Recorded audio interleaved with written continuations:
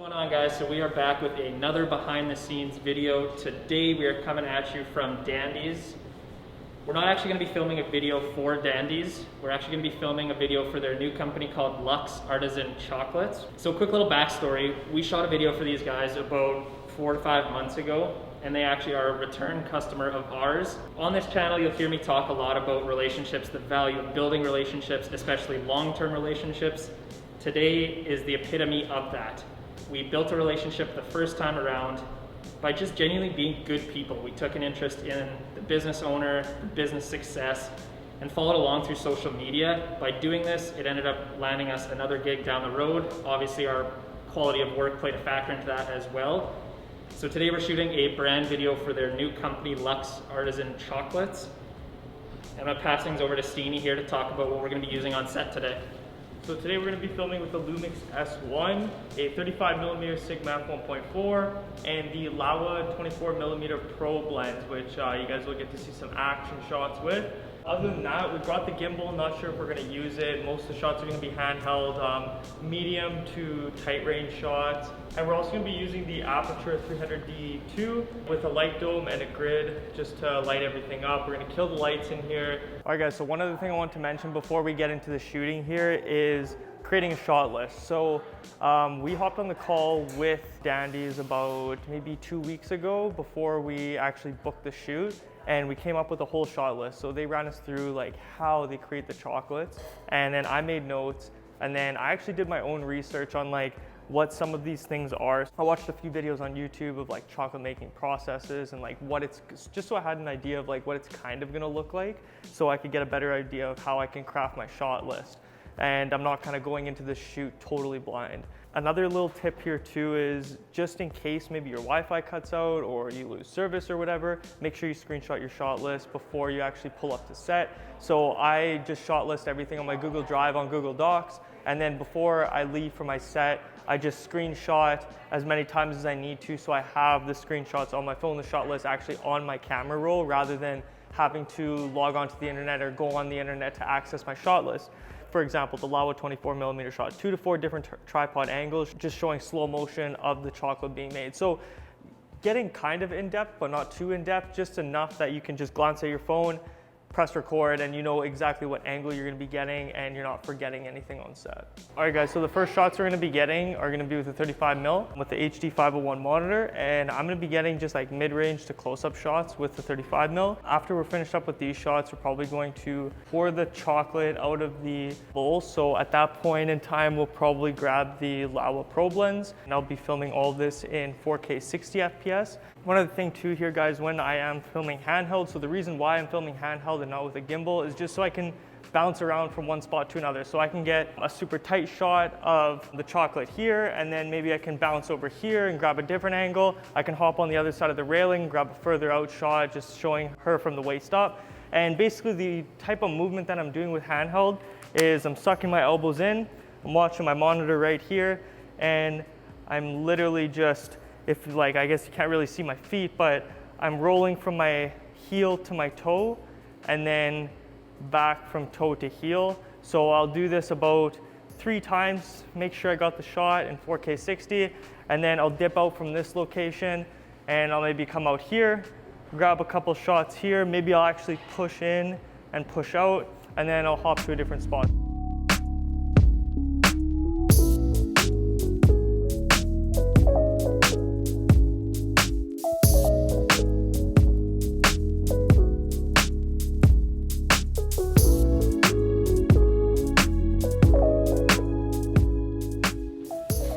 If you guys are new to this channel, make sure to hit that subscribe button down below. We do a lot of filmmaking reviews, as you can see, behind the scenes videos like you're seeing today.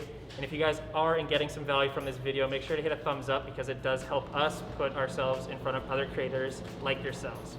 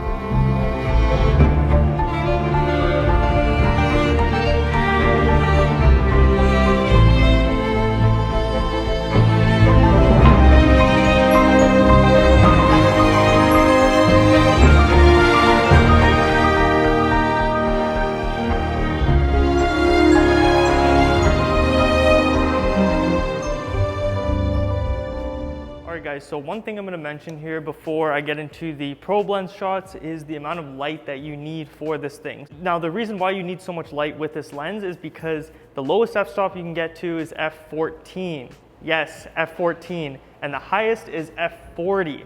So with that being said, at f like even 14, you're gonna need a lot of light. So we have the aperture, or we're gonna have the aperture 300D cranked all the way to 100%, which trust me is an excessive amount of light, but you need that much with the Pro Blends.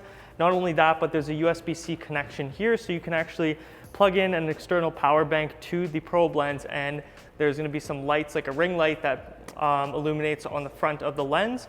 And also keep in mind that this entire lens is like, this whole portion from like the USB plug-in and onwards here is waterproof. So we can get, you know, chocolate on here, we can get water on here, and it'll be perfectly fine. All right, so one of my favorite parts about being on set with Subtle Cinematics is being able to enjoy the fanboy life.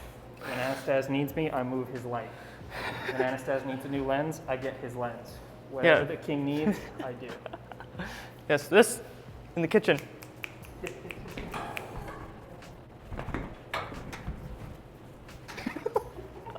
So yeah guys, with this Pro Blends, everything is manual, so there's no autofocus on this, so you kind of have to pull the focus and adjust the aperture. Actually, like, yeah, even the aperture has to be adjusted on the lens, but it's gonna achieve for a shot that just looks so much more different than using like a regular 35mm, 24-70, anything else, but this looks super sick.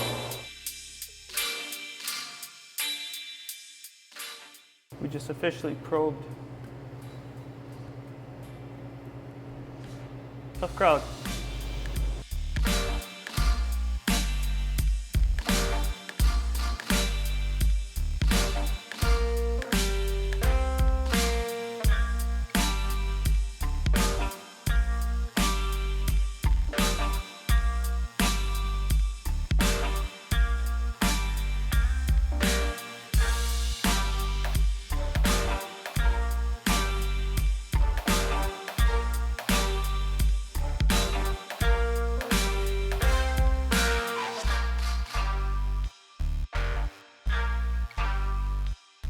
So one of the final shots that we have here is we're going to be putting the chocolates in the freezer. So I'm going to be hiding around this corner basically, and like I love hallway shots with a 35mm where you're kind of shooting down a hallway and your subject's at the very end.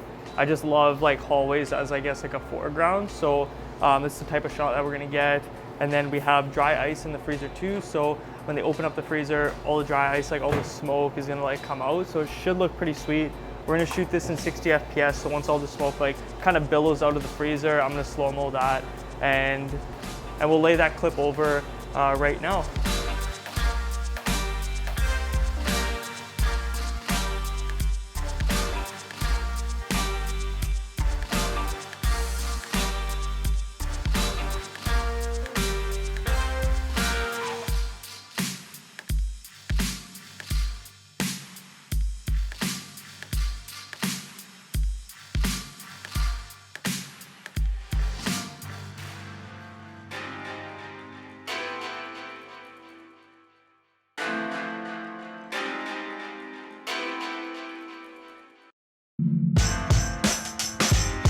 Close it.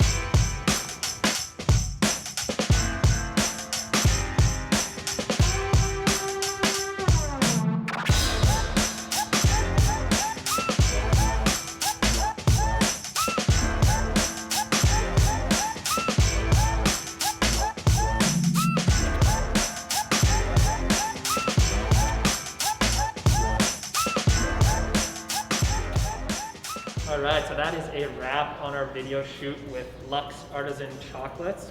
One point that I want to make is that we took the time to create a shot list, and we worked really closely with the owners and the managers to figure out basically a detailed list of how the entire process works, so that when we show up, we know what we're capturing and we know the lens, the camera body, pretty much everything detailed out as Anastas mentioned beforehand. But with that being said, it's always good when you're on set to be open to changing things up. You don't need to come into the set and only shoot those specific shots. Today we ended up coming up with a couple different ideas on the fly, and it might turn out to be some of the best shots in the video.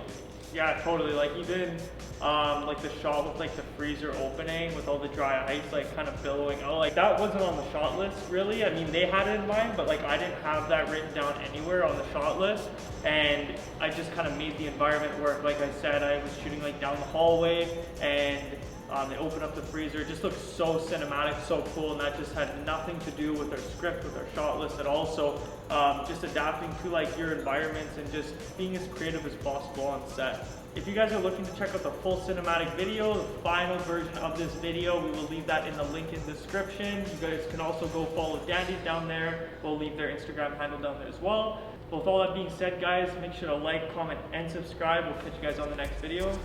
Peace.